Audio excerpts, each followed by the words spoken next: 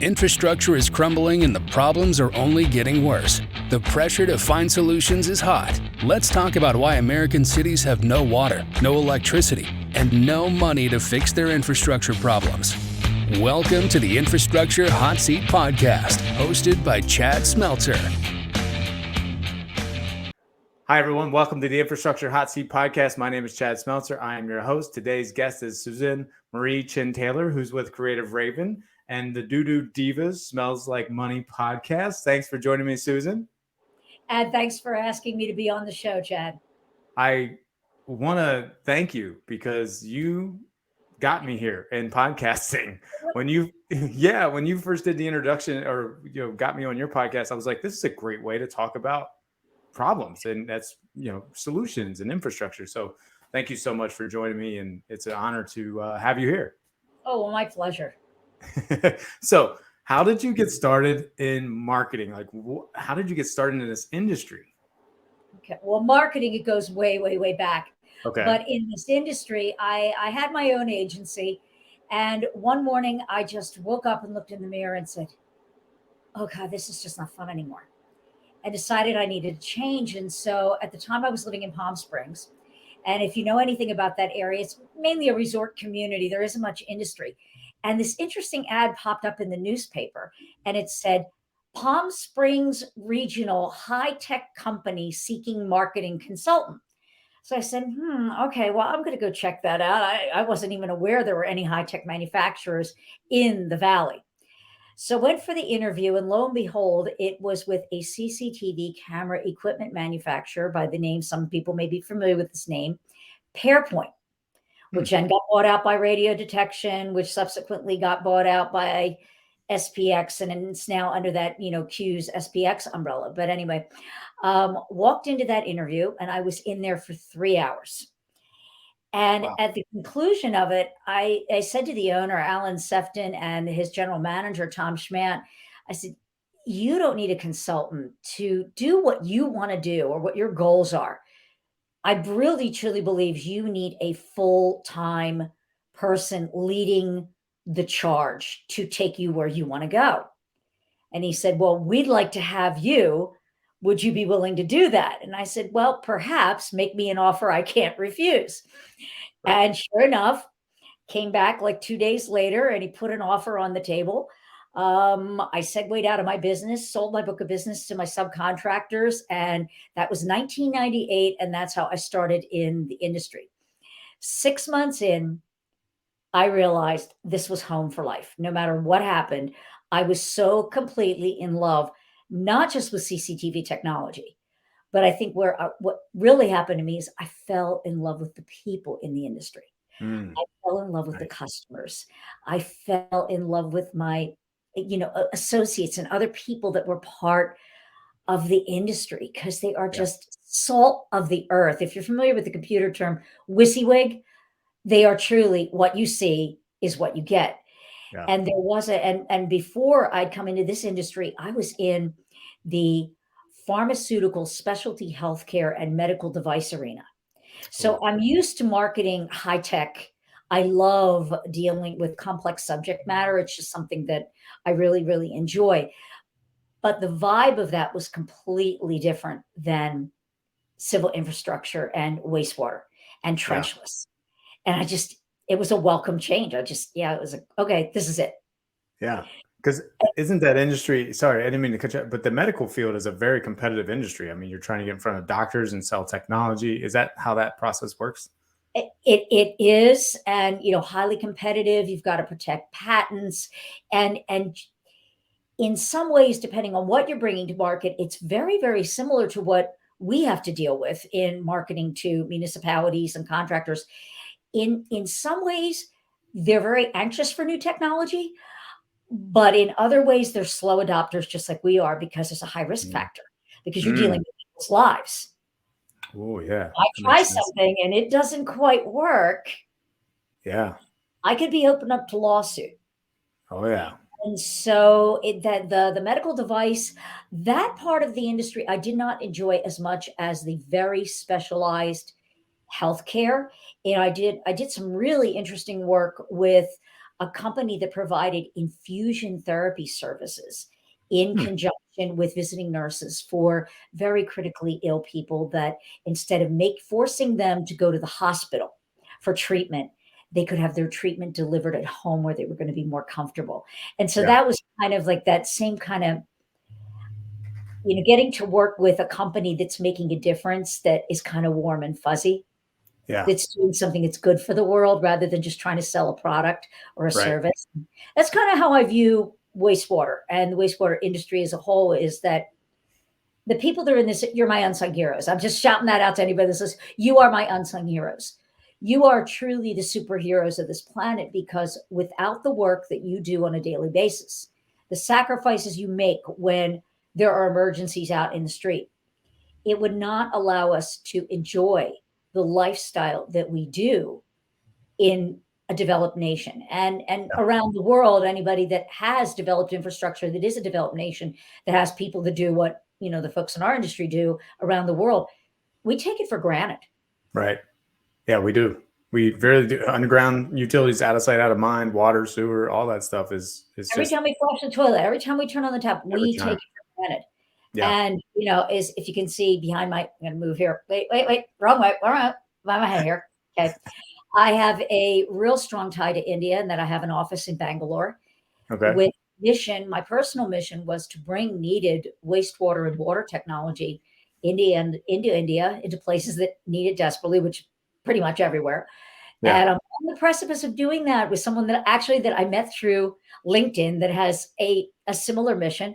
And so it takes a long time, but again, we take it for granted. You spend any time in a third world country, and I'll tell you, you will never take your toilet for granted again. I bet you. I bet. And then when we have to use a porta potty at a construction site. Yeah. Let me tell you, you have no idea what it's like when you travel in backcountry in a place like India. You will never, ever take that toilet for granted again. I bet. Yeah, I haven't done or experienced any of that yet, but I can only imagine. And it's a developing country, which is a great opportunity for you. I mean, it is. I would say for anybody that wants to expand, you have to do it carefully in India, because they talk about it and they're very open about it. There's a lot of corruption to get contracts. There's a lot of corruption. They're very, very upfront about it. Okay. Whereas other nations, everybody knows it's there. Everybody knows it's there, but they just don't they kind of sweep it under the rug, or they keep it very covert. Whereas it's in your face. So it's important, if you're going to enter any type of country, especially a developing nation, that you do it with the right channel partners, and you do it with locals on the ground that understand how the game is played. Otherwise, you could get taken for a lot of money, and nothing will ever nothing will happen. Luckily, I have strong ties. I happen to be married to a Gujarati Indian. So, I have those personal connections to help people segue and to go into international development in that area. But it is a great market. I went to a seminar a number of years ago, probably at least 10 years ago. Yeah. And the gentleman said to the audience, all right, how many of you plan to go to India and just kind of explore business opportunities? Stand, please. And there were probably about 30 of us that stood up. And he says, okay, remain standing if you plan on establishing a presence or an office in India to do business, and really, try to do business in India. And there were about 6 of us left standing. I was one of them. And hasn't happened yet, but I haven't lost hope. And he said, all right, everybody, I want you to turn and take a look at these 6 people who are still standing. You're looking at the world's next billionaires. Yeah. Because if you do it right, it's an emerging market, and there is opportunity, and there is need. And because they have no technology for sanitation, they have some, but there's problems, and that would be an episode for another time. The challenges of doing wastewater in India. There's a lot of cultural things. It's beyond the corruption and government, but that it takes patience and it takes tenacity. But they are very, very open much more than we are, because they don't have anything. They have nothing to lose. Right. Okay, let's try this. Let's Wow. try this. That they are not satisfied. They realize that there is a problem now. Unfortunately, it's taken many, many years to get to the point where now the problems of the country are affecting the very wealthy. And so once things start to affect the wealthy, something starts to happen, Oh yeah. because they're going to stomp their feet and say, oh, no, no, no, no, no, no, no. I am not down with this. This is absolutely unacceptable. I'm Yeah. living in a $2 million flat in Mumbai, and I have to come out, and when I go grocery shopping, I have to walk through 2 feet of floodwaters that have live sewage in it. No, sorry, not going to do it. Yeah. So, Yeah. Wow. anyway, That's a like I said, it's another podcast all in yeah, itself. no doubt, no doubt. I wasn't sure where that was going to go, but that's man, that is a great position for you to be in now. You know, just as a way to kind of help American technology get into India. You know, it was a great place for you to be, to bridge that gap. I mean, I've Right. had that And conversation there, it isn't without before. risk. Right. And you may not make a tremendous amount of money at first, but if anybody's interested, I have a video on my homepage entitled Creating Win Windows of Opportunity. Yeah. And it was really about my mission and what I saw as the opportunity that we're going to do well by doing good. Yeah. If you do good, if you go into any venture like this with the attitude of, first and foremost, I want to be of service, I want to contribute, I want to do good for others, the money always comes. Yeah. And that's something that I've seen in my whole life in business as an entrepreneur, is that if I keep to that pay it forward attitude, when I need the help, Yeah. it will show up without my even asking. Right. And sometimes from the most unexpected and surprising places. Yeah. Yeah. You never know. That's the way it goes. You know, being an entrepreneur, it opens up a lot of different doors, you know, stuff like that. I mean, that's the greatest thing about being an entrepreneur. You can think one thing and then all of a sudden you're in something else down the road. It's just a lot of opportunities there. So let's talk about marketing. Okay. It's from when you started marketing, you know, you have been in this game for a long time versus what's happening now. Can you go through some of the marketing challenges and changes in the last couple of decades? Oh gosh, it's evolved tremendously. Yeah. It used to be all about print. It used to be all about brochures. Not to say the trade shows aren't important, and they are. Right. But now it's less about the hype and more about the educating. It's less about the gimmick and making sure that the message is really all about what is in it for the prospect or the customer. Yeah. So I've seen this shift. We are in such a fast-paced society. We are constantly on. I mean, having our cell phones with us, we can't shut off. And so we have limited amounts of time. So much more is being demanded of us to get done in a day because we have all these tools to make us much more efficient. Mm-hmm. So folks have less and less time to weed through all of the muck. They want to cut right to the chase. And no matter whether you're selling a box of bananas or a CCTV camera or a lateral replacement to a homeowner or a new car, the only thing that person that's going through their mind, that person that is across the table from you, is, okay, so what's in it for me? That's all they care about. And they don't care how great you are. They don't care about your history. They really, pardon my French, but they just don't give a damn. They want to know, one, how are you going to make their life easier? Are you going to make them more money? Are you going to give them more time? Are you going to make them feel better? You know, are you going to help them lose weight? Are you going to give them, whatever it is, how are you going to make my life better? Yeah. Or my company better. That's really, but it sometimes it really equates down to, how's it going to impact me? Yeah, it's for my company, but the bottom line, they're really just thinking about, MMI, me, myself, and I. Oh yeah. And we're being educated more by giving people good relevant, useful content. Mm-hmm. Don't sell me, help me first.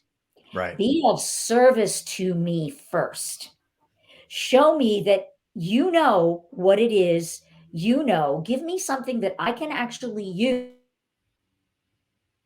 I think the biggest challenge right now is, we call it BC, before COVID, and now after COVID, Yeah.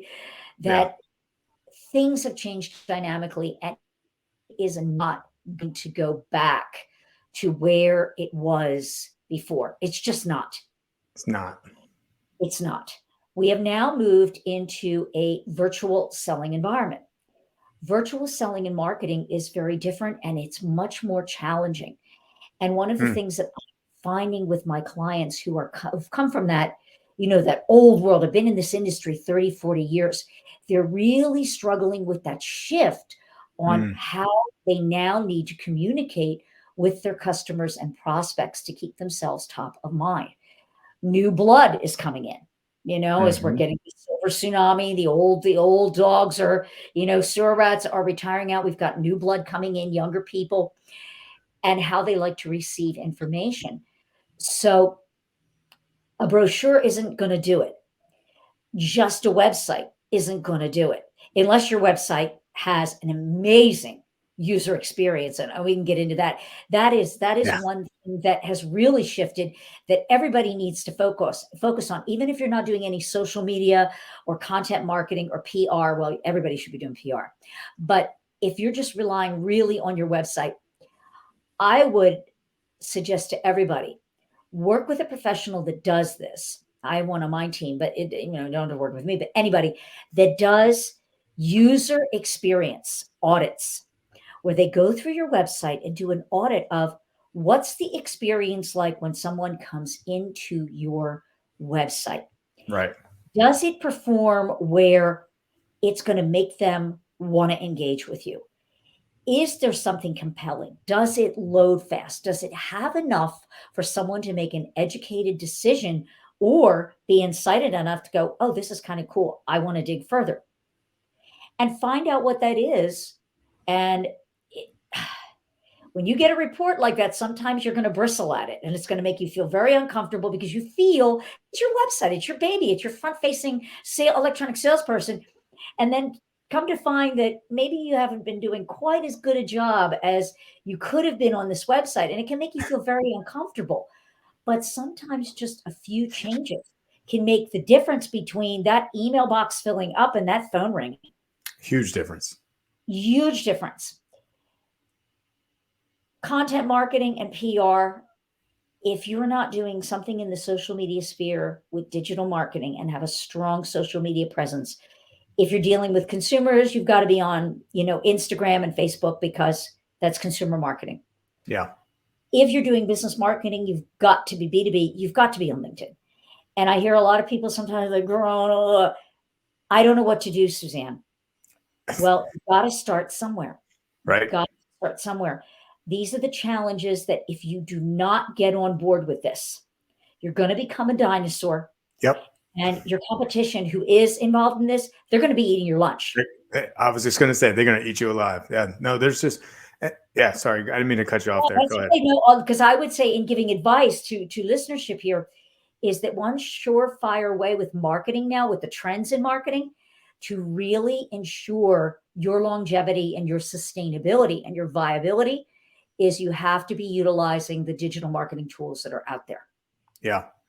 And you got to be creative. It's not just about being digital, using digital marketing tactics like we have been. You have to actually be creative. Like, you have to come up with an identity for your company and what that's going to look like. That's the way we're heading.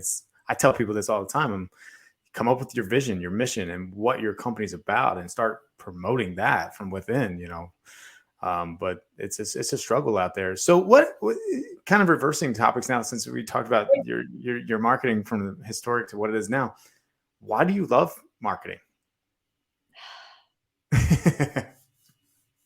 I'm a storyteller. Yeah. You're good. I'm a storyteller. I'm an entertainer. I'm a professionally trained vocalist. Here's an interesting factoid about me. I got a scholarship to a very prestigious Institute of Music, and I was going to study to become an opera singer. Really? And my vocal teacher and coach said to me, she had been a retired opera diva. She had been with the Cleveland Opera Company, and she has sung on as a guest on many, many prestigious stages. And she said to me, "You have it, but you have to be willing to sacrifice your life for your art if you really want to get to that top level." If Hmm. anybody knows opera like Beverly Sills, Luciano Pavarotti, any one of the great Sumi Joe, if you want to, operate at that level, your art will become everything. Hmm. You really won't have much of a personal life. So decide what you want to do. Yeah. And I really had to think about it. And I decided that no, I did not want to live that life that, she had lived. Although it looked glamorous, there were a lot of sacrifices, and decided I want to go into something else. Yeah. So my parents did not want me going into marketing and advertising and graphic design, which is, I was very artistic, because they said, "Oh, you'll never make any money at that." So what did they do? They pushed me into business administration and accounting, of all things. Oof. So I was an accountant. Do I sound like an accountant? Do I even look like an accountant? No. Um, I did that for quite a long time. And then I had an opportunity, God rest his soul, with my late husband. I was in a very serious automobile accident. We're kind of digressing back into my background here, but got into a serious automobile accident. I was disabled for 9 months. Hmm. He said to me, "You hate accounting. You've always wanted to do this." He says, "Here's an opportunity to maybe take the time to shift while you're laid up. How about I buy you a computer, get you some tutorials?" And this was back in the days when the big layout program, I'm dating myself here, was Aldus PageMaker. And now that's part of Adobe. You're probably even too young to I remember don't when even know what that is. Aldus PageMaker, which is Okay. now InDesign. Anybody who knows Adobe, it was InDesign. Yeah. I was using Photoshop when it originally started out as a plugin for Illustrator. That's how many Wow. years I've been using this software. Okay. Oh, nice. And so it gave me an opportunity to get into a field that I always wanted to explore, and I never looked back. But one thing that I do want to thank my parents for is that accounting background really has served me well as a creative, because a lot of creatives, they're very good at their art, but they're not good at running a business because they don't Mm. understand numbers. Just like there's Mm. a lot of contractors out there in our industry who they're really good field technicians, but when they decide to launch on their own, they have a very, very hard time being profitable sometimes because they don't understand how to look at the numbers. Right. And so I've been very blessed by having that background, Yeah. because I know what it takes to make my nut and put the key in the door and open it every day in this studio. Yeah. And so that in a way has served me really, really well. But Yeah. we kind of digressed there. Sorry, went down a No, rabbit. no, it's perfect. No, those are the things I was going to ask you which parent like motivated you the most and like guided you and was like your, mentor, so to speak. I would say my dad. My Your dad dad. was a PhD in chemistry, taught at the university level. Okay. And I think that's where I get that, he was a scientist, and I'm not a scientist, but my dad was probably one of the most amazing educators and lecturers. And I'm not just saying this because he was my dad, Yeah. but his students would bump into me on the street, because we lived in Philadelphia and it was a very small community where we lived, and they'd say, "Oh my God, you're Doc Solomon's daughter." And they said, "I just have to tell you, your father was the best teacher that I had in the whole 5 years that I was at PCPS." And I was like, "Really? Why?" And they said, "Because his style of teaching." Hmm. And so when I do keynote speaking, and when I've recorded and put together my e-courses on marketing for the industry, I Mm-hmm. remember my father saying, "You need to say it, then you need to visualize it and put it on the board, and then you need to say it and then involve engagement so that it touches on all three ways that people learn." And that kind of ties into neuro-linguistic programming, which I had no idea. My father didn't even know about that, but he was spouting and using the principles of that before any of us even knew what NLP was. Yeah. And that was that some of us are auditory, some of us are visual, and some of us are kinesthetic, where we have to learn by doing. And so he incorporated that into all of his teaching. And that's what I believe made him such a fabulous teacher, because he met all of his students where they were at. And that kind of circles back to content when we were talking about marketing. Yeah. You can't just do static blog content.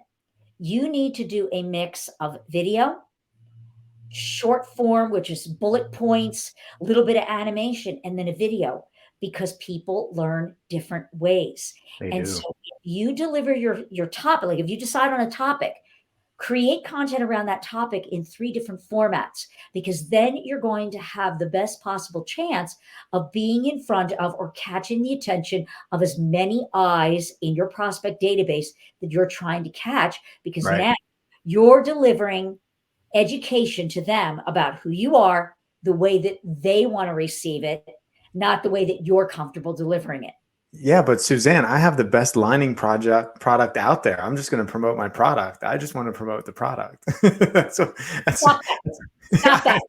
I see it all the time. I can care less. What I want to do is, you have the best lining product out there. Okay, so no one cares.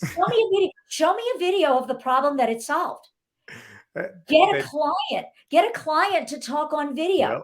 And one of the things is, I did a little webinar, and I think it may still be available on replay on LinkedIn. It was called 25 B2B content mistakes that are costing you customers and money, and what you can do to fix it.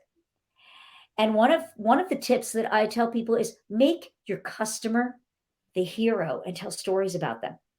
So subliminally, they're the hero of the story, but you're the star. Yeah, it's true. Story. When you were saying, what do I love about marketing?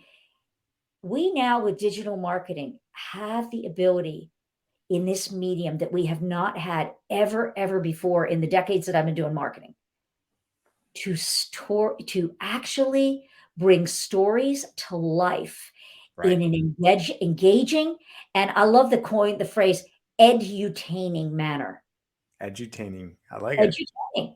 Everybody wants to be entertained. We started MTV, and we are an instant gratification society. It's sad, but that's how many times, and this is true, because I get trapped into myself. I go looking for one subject on YouTube, and I find it, and I'm viewing it. Okay, that's great. And then the next topic comes up behind it. There's little shorts that are down there, and I'm watching it. One of the things I love is the talent, because I'm a singer. I love watching the talent auditions on Britain's Got Talent or America's Got Talent or Idol and The Voice. And so next thing I know, I'm sucked down the rabbit hole. And I'm on that stupid phone watching videos for 2 hours. And I look at the clock. Oh my God, it's 11 o'clock. I really need to get to bed.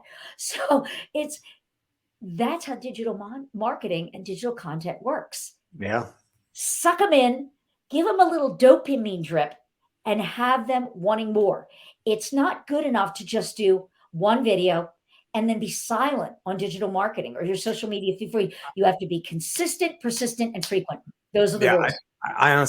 I honestly don't understand how our industry has survived as long as it has, because we have never leveraged all of our assets. I talk about this stuff all the time. The salespeople never leverage their digital assets. They're not programmed to do that. And this industry, for some reason, wants to stay under the radar or out of sight, out of mind, just like the sewer pipes and water pipes are. I'm like, guys, if you don't talk about it, it's really what it is. I don't think it's that they want to. What I hear when I talk together, this e-course that I've got, is people will come to me and say, Suzanne, I don't have a huge budget. I know I need to do something in digital marketing, but honest to God, I just don't understand it. I can tell you about trenchless relining all day long, but this digital marketing thing, I don't understand it. I don't know where to begin, and I'm confused. And there's so much information coming at me from so many different places that what is the right information? Right. And I think that's what it is, that what is it? Analysis by paralysis, There that you go. they want to do something, but they're getting so much input that they don't know where to begin. Yeah. So I heard it and I said, I need to make this easy for folks in the industry. So I put together this course and I entitled it the DIY Digital Marketing Playbook for Yeah. Wastewater Pros. And now that's kind of evolved, that it's not so much, I realize it's not so much a DIY, but it's more of a done with you, not a do it yourself, Right. in that we can help you put together through the course this digital game plan.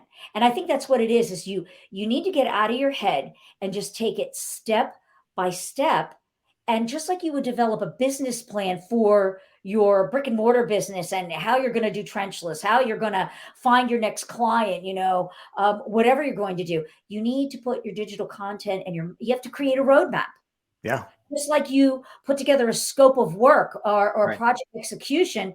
Okay, how am I going to do this project? Yeah. You need to approach digital marketing in much the same way. You need to fill out forms. You need to analyze it. You need to do a little bit of homework. You need to figure out, okay, I get in front of my computer and say, oh my God, what am I going to talk about today? And I call that the white screen of death. But you don't have to suffer with that. If you put together an editorial calendar of here's what I'm going to talk about for the month of May. Here's what I'm going to talk about for the month of June. And here's who's in my company is going to talk about that and make them accountable. And you make a schedule that is doable for you. And then the second part of it is find help. You got that information in your head.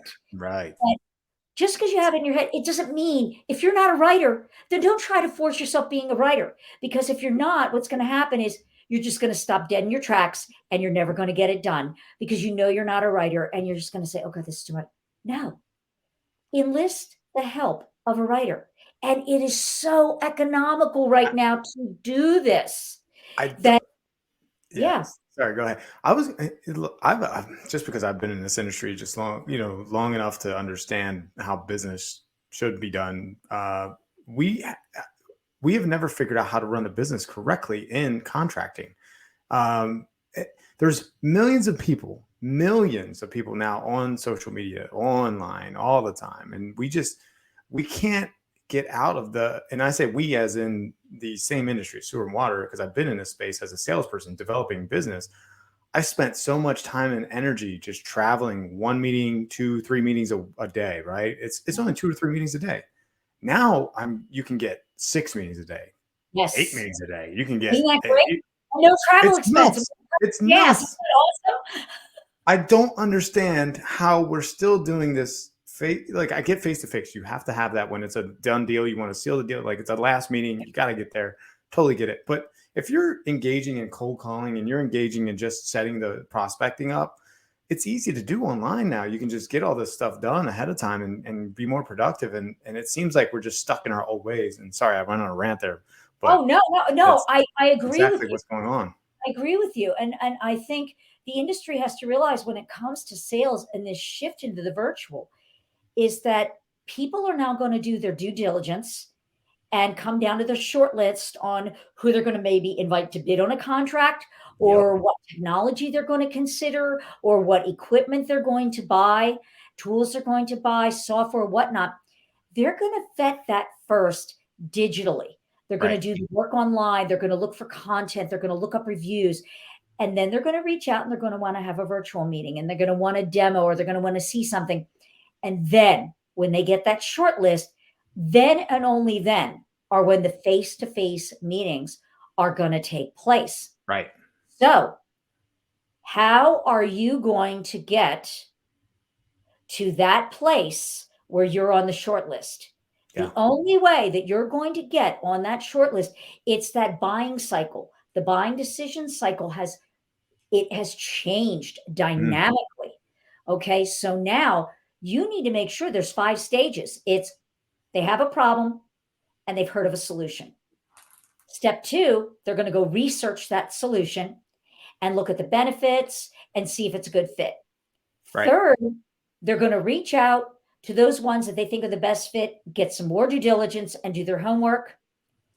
Fourth, they're going to narrow it down and negotiate. And then fifth, they're going to give the contract. Okay. If you are not publishing content and you are not active and frequent and being seen when they are at stage 1 and 2, and even 3, okay, you are not going to have a seat at the table when they are at steps 3, 2, like the last couple steps when they're signed on the contract. You won't even be a blip on the radar. 100%. So this is what people in our industry have to realize, is that out of sight, remember you were saying out of sight, out of mind. You've got to be top of mind. And it's especially important in a long sales cycle industry where we're talking about, for the most part, capital improvement and capital equipment purchase. A short sales cycle, and you know, and I know it, if we could say 6 months, everybody would go, really? Where do you have a 6 month? Oh, I bet I would love it. You know, that's like winning the lottery. We're going to have a 6-month sales cycle. On average, it's 12 months to 18 months to 2 years.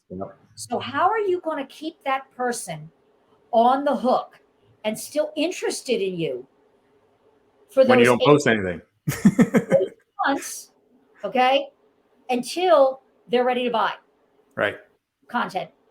And I'm not talking about content or reaching out with a newsletter that says, hey, you ready to buy now? You know, like, or like a guy in New York with the watches in his jacket going, hey, buddy, want to buy a watch? No, that it's not. No, you've got to very softly stay top of mind with content that basically establishes you as the authority in the space, as the thought leader, as someone that's really interested in, I'm giving you some information to help you be an educated buyer. Even if you don't choose me and I'm not the right fit, I hope that what I've given you helps you. Here's one quick thing to point out, Susan. Great points all around. Is that one thing I've seen in the digital marketing space is these companies are hiring marketing firms outside of the industry, and that's a huge problem. I've watched the content coming out, and I'm like, that does nothing. Like, that doesn't even tell you like what's going on. You know, I'm sure you can elaborate a little bit on that. We've only got like a couple more minutes, so it's FYI. Yeah, I call it fluff. I know you like this one. I call it fluff. And it's because this industry is unlike any other B2B or B2C industry that you will ever encounter. I mean, I've been doing marketing since over 3 decades now. Not going to give away my age. Over 3 decades. And I have seen a lot of changes. I've worked in a lot of different industries. This is a unique beast. Yeah. It's a unique beast. And unless that person who you are hiring understands how marketing is done in this industry, you come from that procurement side. I mean, you know procurement inside and out. How procurement is done, specimenshiip selling, but more than that, the terminology and what the end user wants to hear and see in that copy and that information and what is important. Unless that person that is working with you is a civil engineer or has maybe worked for a city, has done this work and has shifted careers. Right. They are going to be completely clueless. Lost. Yes, they may be inexpensive, but you're going to wind up spending hours and hours rewriting content, sending back feedback about a video edit. Like, no, that wasn't important, but this is. You're going to spend lots and lots of time as a business owner redoing work. Whereas if you work with someone that comes from the industry, writes for the industry, so much easier, talks to the industry,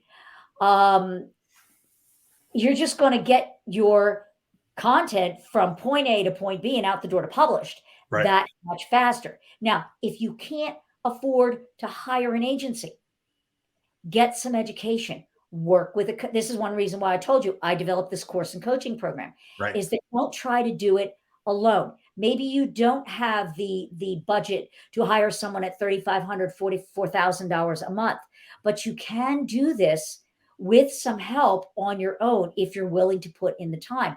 And Yep. I think that the money that you're going to invest in doing digital marketing right for this industry, don't expect results right away, but 9 months down, you're going to start to see an uptick, and it becomes like a snowball effect. Yep. Where, I started out 4 years ago. I had 892 connections on LinkedIn. I now have over 9,000, and Yeah. I've done it all organically with content. Yep. And I think podcasts are a great venue. If you don't want to do your own, try to become a guest on other people's podcasts, because it's a way for you to showcase, again, your authority in your space, and Yep. that you're a thought leader and you really know what you're talking about. Yeah. You're someone that I can trust. You're spot on, Susan. I mean, that's it. We just closed the deal. It's honestly, I know we ran out of time here, but It's okay. this is I mean, awesome. like I said, Chad, Yeah. I could talk about this. I'm I know, we passionate. could. I'm passionate about it. Yep. Our industry is so vital and so important, It is. and the story has to be told. And you're so right. And, towards the end here, how can people get a hold of you, Susan? What's the best way to reach out? Because you offer a lot of value. So go ahead. My website is Creative Raven, just like it sounds. My email is raven@creativeraven. I would invite people to reach out to me on LinkedIn. If you look up my profile under my name, Suzanne Marie Chin Taylor with a hyphen. And also, we've got the podcast. Check that out. Find me on LinkedIn. I welcome lots and lots of connections. I also have another thing. We didn't talk about this, but I have a training division called the To It Group, which stands for Train, Understand, Improve, Transform. Kind of on the play on Get Around To It.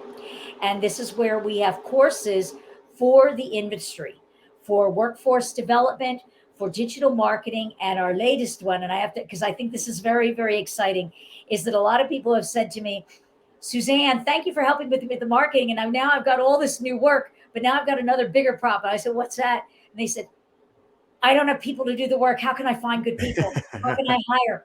So I heard that. And we're going to be launching a course just for contractors in our industry called the Gain, Train, Retain Playbook. So if you're interested in that, stay tuned. Reach out to me. I can put you on the mailing list. It's going to launch in June. We're going to do a free intensive workshop about it coming up. So a lot of exciting things. Like I said, I'm dedicated to this industry. I am a sewer rat. I'm not going anywhere. Love you guys. You are my superheroes. So love it. Thank you so much for this. This has been great. Susan, it's been enlightening, and all the things you're doing for the wastewater side of the, that industry. And it's been great. So thanks for joining me on the Infrastructure Hot Seat podcast. It's, and I, like I said, I started this after I got on your show. I was like, I'm going to start a podcast. This is awesome. Like the best thing. You just got to get out there and do it. You got to get uncomfortable. I get to meet some of the most interesting people within the industry, and even people that are outside of the industry that have cool information to share that could help people in the industry. So it's labor of love, Chad. It is. It is. Well, thank you so much, Susan. Appreciate you being here. Thank you. Thank you for inviting me. Have a great day. You too.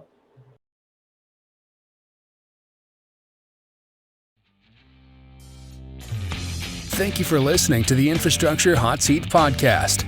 We hope that this show brought you some insight on relevant topics within the infrastructure world. Please join us every 2 weeks on Tuesday for the next episode. If you're interested in being a guest on this podcast, please set up a 15-minute interview with your host at calendly.com/Chad Smeltzer.